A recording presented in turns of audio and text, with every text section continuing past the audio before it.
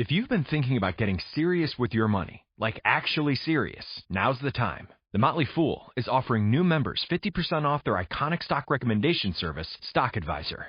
This is the same service that's crushed the market with recommendations that have returned 1,057% since inception, compared to the S&P 500's 180% over that same period.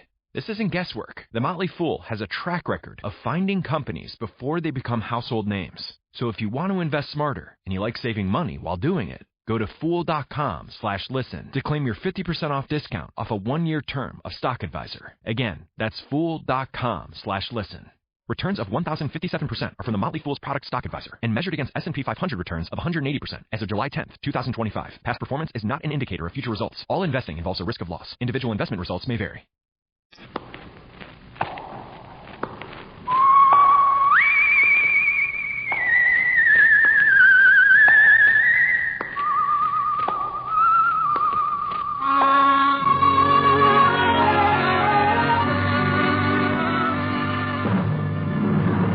The Adventures of the Saint, starring Vincent Price.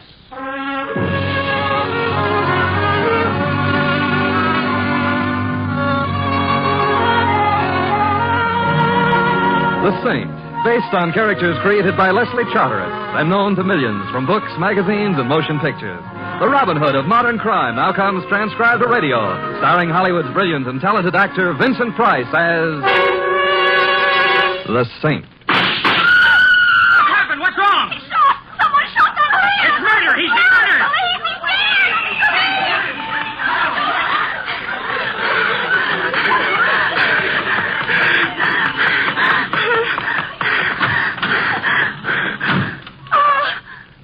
I didn't see you in there. I thought the cab was empty. That's perfectly all right, Miss Ames. Oh, please don't go. I must. The police are now at the scene of the crime. They'll take care of things. I can see you're in a hurry. Yes, I am. All right, driver, step on it. Yes, sir. Comfortable, Miss Ames? I don't know you, do I? An oversight on my part that can be easily remedied. I'm Simon Templar. Simon Templar? Yes. Oh, you're the saint, aren't you? Sometimes I feel as though I had a neon sign on my forehead. I'll confess the fatal appellation. Well, I think I'd better get out, Mr. Templar. You see, Saint is not synonymous with boogeyman, Miss Ames, and why not call me Simon? After all, we were both present at the unveiling of the corpse. If you think you're being funny, Mr. Templar. There's nothing funny about murder, particularly when as pretty a girl as you is involved. But I'm not involved. A question of semantics, Miss Ames. A man gets killed when you're within 5 feet of him and you turn tail and run.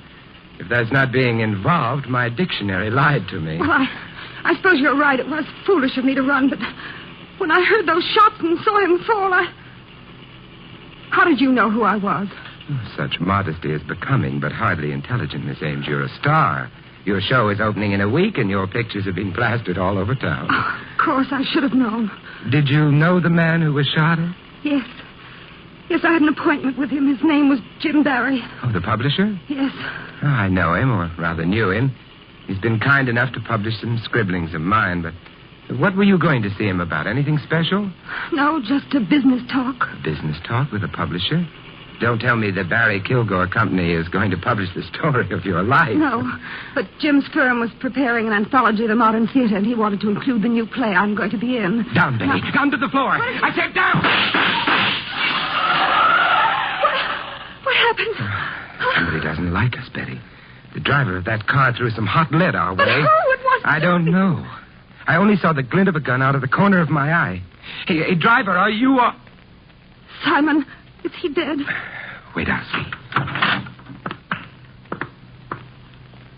Now, how do you like that? We get shot at and he faints. I don't blame him.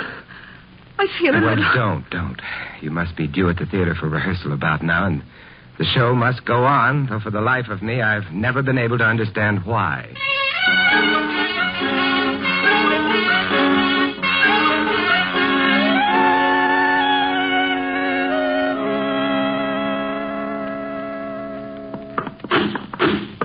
Hey, Joe, bring that sofa more downstage. Okay, Larry.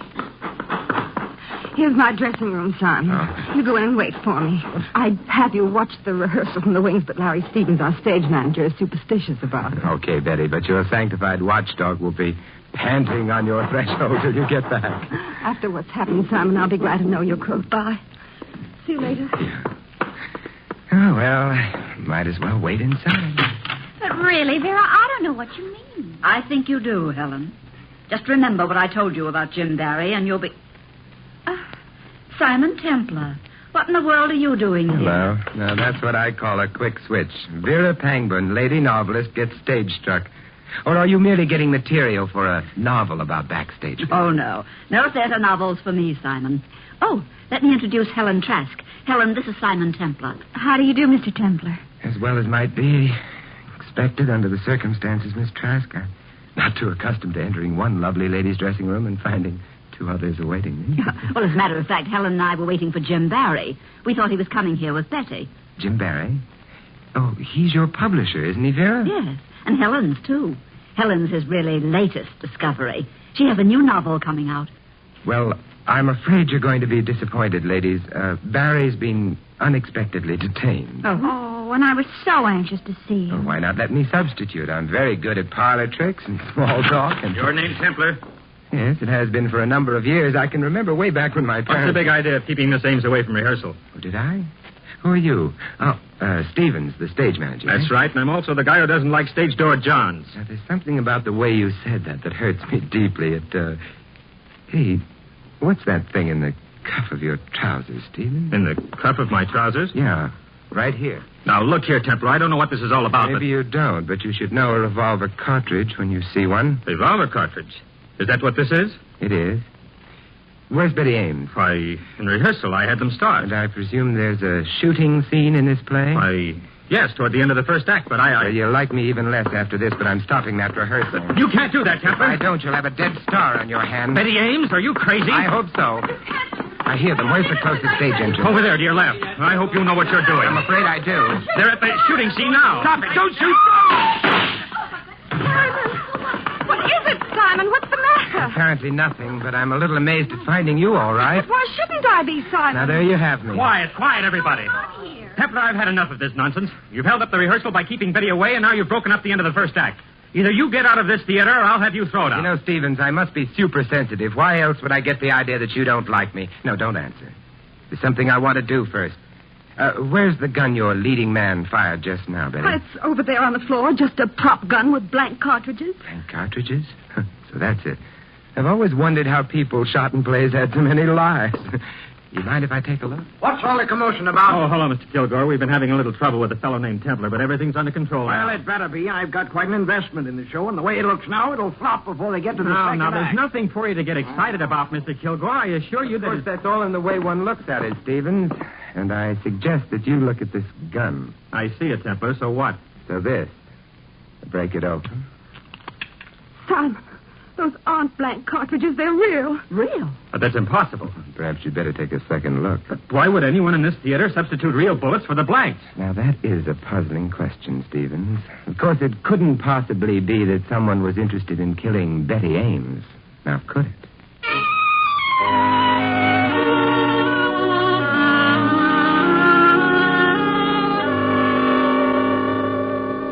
I still don't understand how you knew, Simon. Well, theatrical people may dress somewhat unconventionally, but I thought that Stevens, with revolver cartridges in his trouser cuffs, was going a bit overboard. Fortunately, your leading man is a sensitive soul. He jumped at least a foot when I shouted at him as he fired. Oh, if you hadn't startled him. Yeah, then I doubt that we'd be sitting here in your dressing room. But why should anyone want to kill me? The usual motives are money, jealousy, and fear of discovery. But I'm not rich, and there's no reason for anyone being jealous of me, and I don't know a thing about anyone.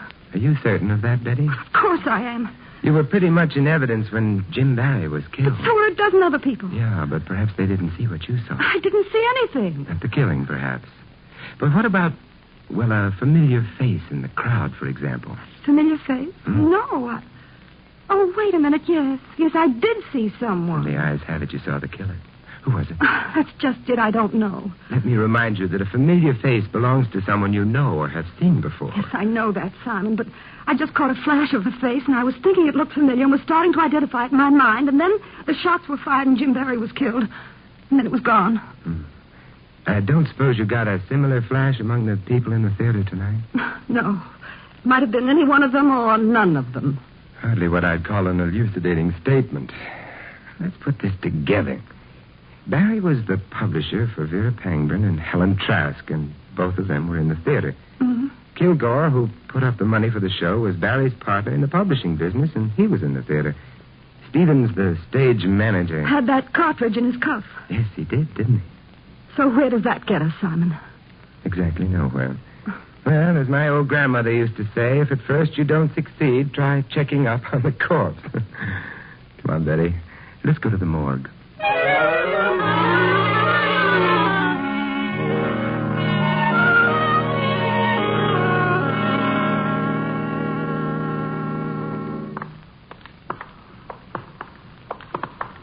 This place gives me the creeps, Simon. Well, strangely enough, the morgue never was noted for being the most cheerful place in the world. Do you think your scheme will work? How optimistic can one man be? But it's worth a try. Looking for someone, Mr. Templar. Hello there, Duncan. How are things? Things? Oh, they're pretty dead around here. Pretty dead. Same jolly old soul, aren't you? Oh, I get my kicks, Mr. Templar. How peachy for you. Feel jolly enough to do me a favor? Maybe. Yeah. Did you get an advanced case of rigor mortis in here sometime this evening? A fellow by the name of Barry? Barry? Yeah. Yeah, sure did. Gun killing. Neat job, too. You want to see him? Oh, no. I bow to the lady, Duncan. But you know, I have a theory that every murdered man dies with exactly $11.63 in his pocket. You have? Mm-hmm. But how could that be, Mr. Templar? Let's look at his personal effects and see. Hey, Duncan? Personal effect? Yeah. Well, I ain't so sure I ought to. No, sir, can't. You know the rules. Oh, of course. I'm sorry I mentioned it. Yep. But Miss Ames was anxious to see if those opening night tickets to her new show, the ones in your name, that is, could possibly have been lost around here somewhere. Oh. $11.63, you say? Mm-hmm. Well, that's an interesting theory, Mr. Templar. And we can't block the progress of science, can we? No, indeed.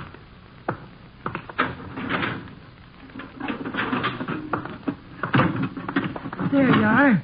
Take a look. Wallet, jewelry, a couple of key rings. There's a couple of $100 in the wallet. Smasher's thought theory all to Tunket, don't it?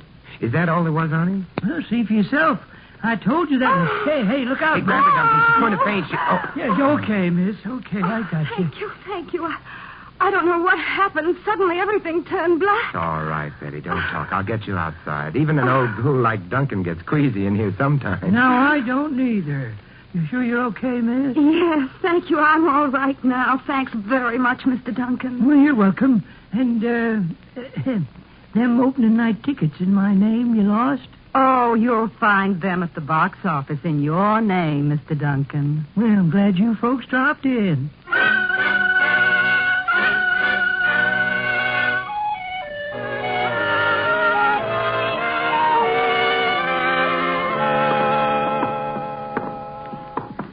The first part of your scheme seemed to work all right, Simon. Well, I did get hold of Barry's keys, and thanks to the fainting act you staged, and very realistic it was, too. But there was little else of interest there. Then what goes on now? Well, I might suggest that we halt right here in front of the office of Barry Kilgore and Company Publishers. Pick out a key that looks as though it fits the lock. And walk right in. There, you see what skill, perseverance, and some petty larceny can accomplish? Now, where's Jim Barry's office? Do you know? Oh, yes. Right over there. Uh-huh. Kilgore's the one next to it. There's the light switch on.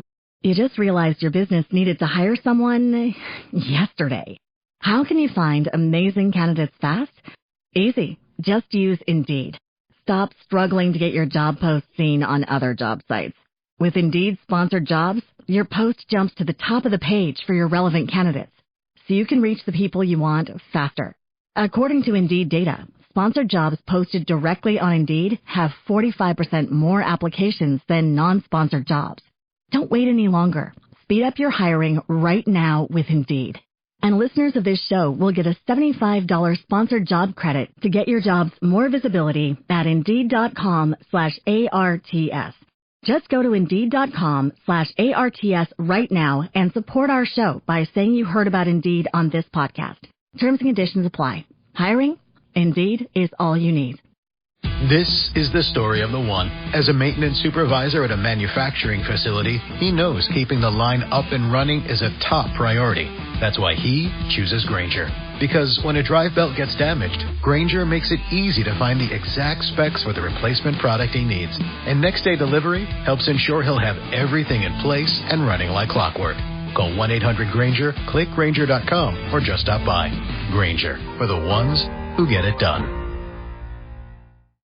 You'll never make an understudy to a sneak thief by talking about lights, Betty. My flashlight's enough. But I still don't understand what you expect to find up here, Simon. Neither do I, but I'm looking for motives. And what better place to find motives than in the dead man's private files? Mm-hmm. Let's start with this stuff on the desk. Well, those are only galley proofs of a book, Simon. So it would appear. What a fascinating title.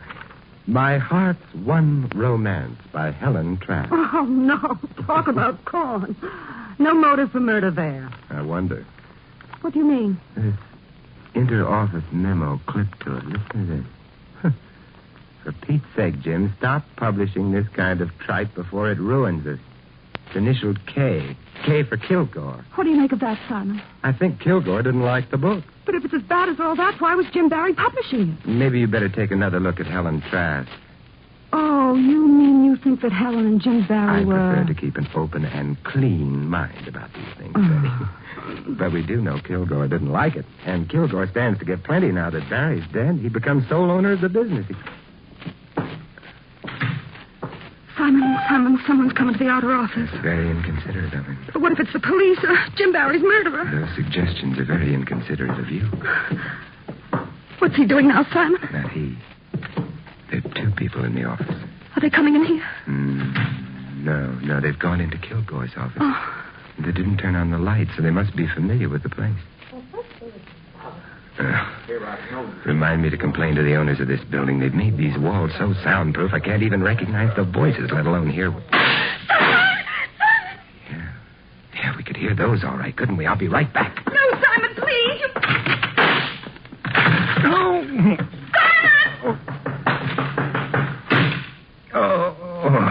Whoever it was got away. Then, Simon, are you all right? I'll get a doctor. You better make it a carpenter instead, Betty. Carpenter? Yeah, the shots missed, but I certainly smashed up that desk I ran into. Let's find the lights and see how much damage was done. That does it now. Simon! The damage was quite extensive to Mr. Kilgore. Our chief suspect has been crossed off the list by a bullet between his eyes.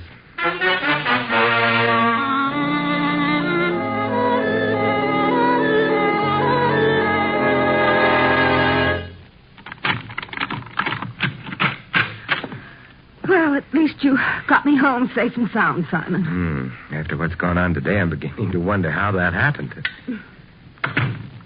Does everything look to be in place? Yes, of course. Betty, it's a funny thing, but ever since my college prom days, I've had an abiding dislike for chaperones popping up unexpectedly. I'd better look around. Look, don't let these modern inventions frighten you, Betty. The telephone is quite on. My nerves are... Sure. I'll answer it. Good. Hello? Betty, this is Vera Pangborn. Oh, yes, Vera. I want you to do me a favor, Betty. I think I know something about Jim Barry's death. Just a minute, Vera. Simon, it's Vera Pangborn. She says she thinks she knows something about the Barry killing. Well, don't be piggish about things. Split the receiver with me and let me listen, too. Vera? What do you mean? Well, I don't know just how to explain it, Betty, but... Get away from that window! Vera! What is it? No! Vera! Vera! Are you still there? Simon, those were shots. What happened there? This may come as a tremendous surprise, Betty, but it sounds like Vera Pangborn just became murder victim number 3.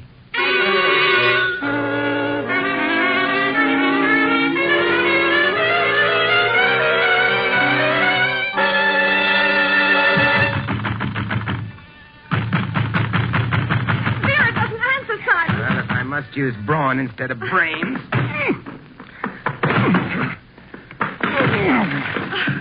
Ineffective, if not neat. Come on, let's go in. Simon, there she is. Yeah. On the floor. Is she?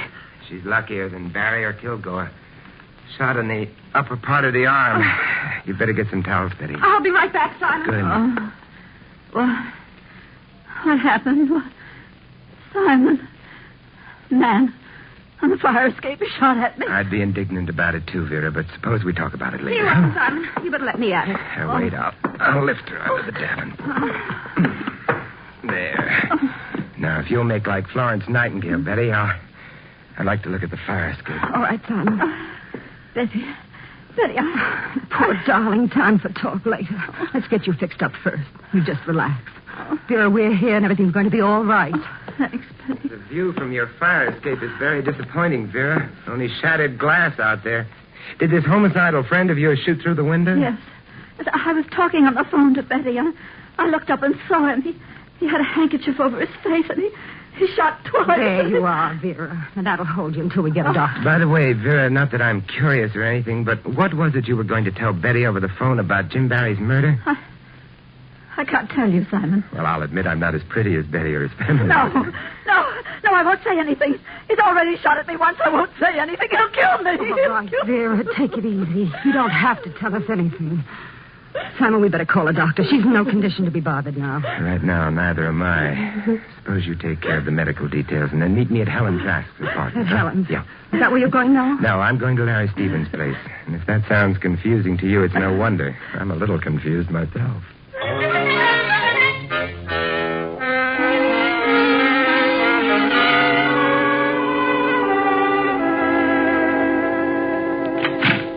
Yes? Hello, Stevens. You mind if I step inside? Templar, what in blazes are you doing here? I guess you do mind. Oh, well. I have an invitation for you, Stevens, to come calling on Helen Trask with me. Helen Trask? Mm-hmm. Why should I go to her place? Oh, I thought it would be sweet if we all chewed over a few explanations together. You'll get no explanations from me. Now get out, Templar. Okay, Stevens. But if you don't mind, I would like to leave you something first. Yes, what's that? This! You know something, Stevens? I think you're coming with me whether you want to or not.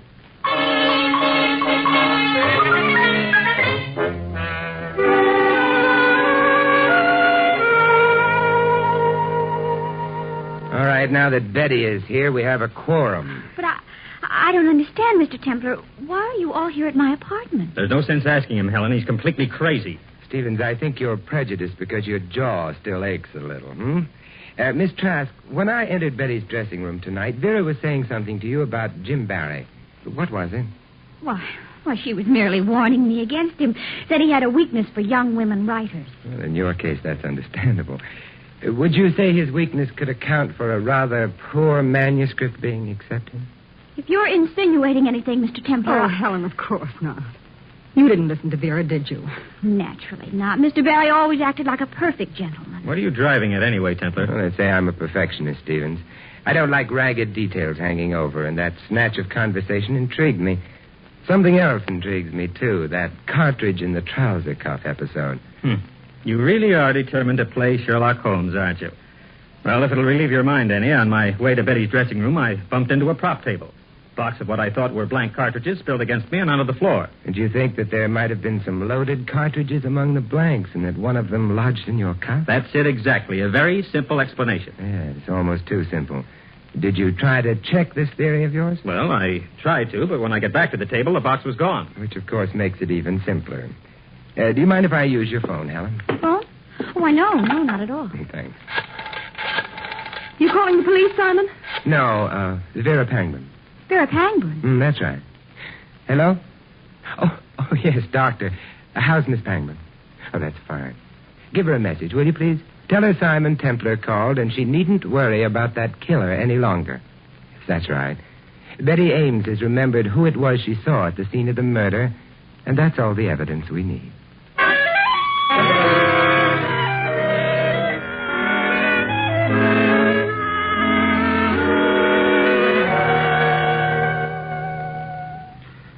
Simon, what is this all about? Beautiful here in the park, isn't it?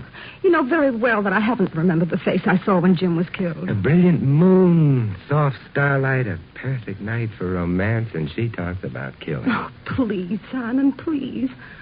What are we doing out here anyway? To take a cue from you, just killing time. And I think we've killed enough. Let's get going. Simon, for the last time, will you give me a direct answer? Where are we going? Oh, didn't I tell you, Betty? Why, I'm merely taking you home.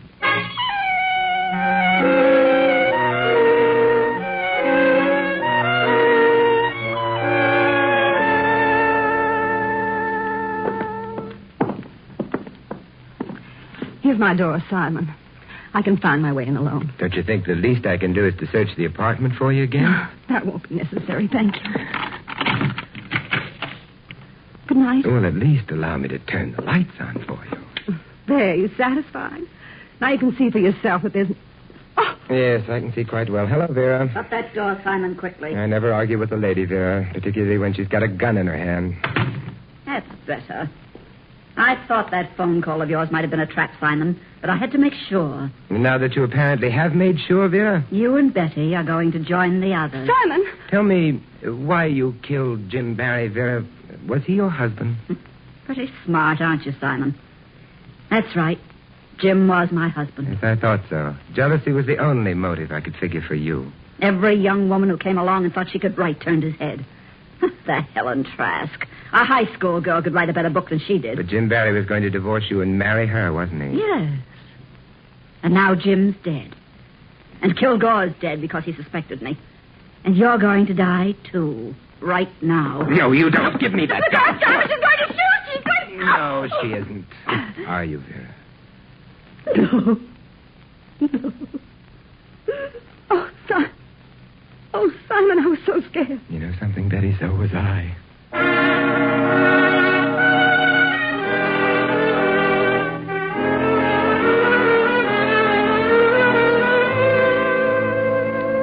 I still don't understand, Simon. That business of Vera's being shot. Now, how did you know that she'd faked that? You know, Betty, that's one thing I always dislike about solving a murder. I have to explain things. But if you won't let well enough alone... No, Simon, I won't. All right. It was the glass on the fire escape.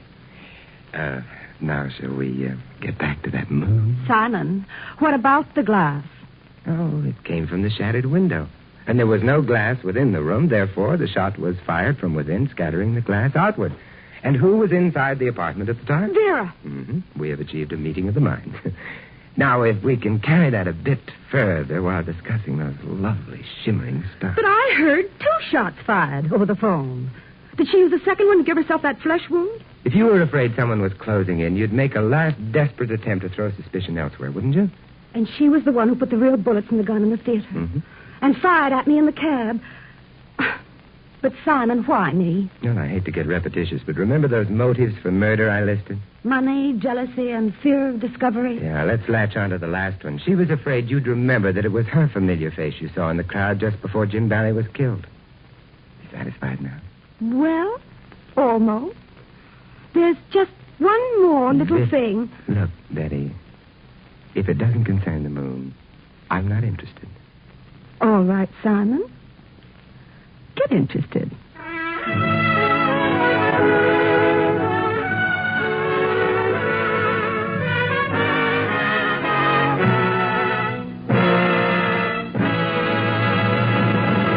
You have been listening to another transcribed adventure of the Saint, the Robin Hood of modern crime. Now, You just realized your business needed to hire someone yesterday. How can you find amazing candidates fast? Easy. Just use Indeed. Stop struggling to get your job post seen on other job sites. With Indeed sponsored jobs, your post jumps to the top of the page for your relevant candidates, so you can reach the people you want faster. According to Indeed data, sponsored jobs posted directly on Indeed have 45% more applications than non-sponsored jobs. Don't wait any longer. Speed up your hiring right now with Indeed. And listeners of this show will get a $75 sponsored job credit to get your jobs more visibility at Indeed.com/ARTS. Just go to Indeed.com/ARTS right now and support our show by saying you heard about Indeed on this podcast. Terms and conditions apply. Hiring? Indeed is all you need. If you've been thinking about getting serious with your money, like actually serious, now's the time. The Motley Fool is offering new members 50% off their iconic stock recommendation service, Stock Advisor. This is the same service that's crushed the market with recommendations that have returned 1,057% since inception, compared to the S&P 500's 180% over that same period.